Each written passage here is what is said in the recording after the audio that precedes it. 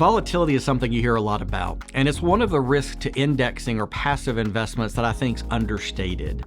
That while the S&P 500 might have a 10% long-term return, over the last 100 years, it's had 3 full decades, and actually each of them was closer to 12, 13, or 14 years in length, when it made no money at all.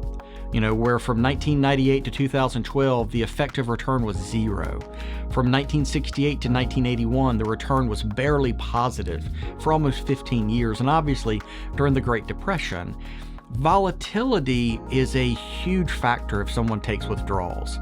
So one of the reasons we use quality investments the way we do, the reason we own a focused portfolio of high quality, typically low beta, which is just low volatility stocks, is that if our clients are taking withdrawals, it gives us a much better chance of success.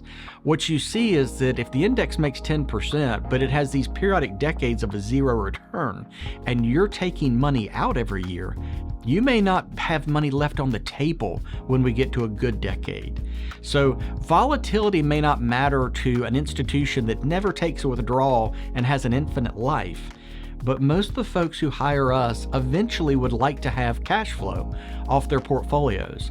And volatility is an incredible threat to that if you don't have predictability on the value and the cash flow of the investments. I think this is the single greatest risk not understood by people who own the index.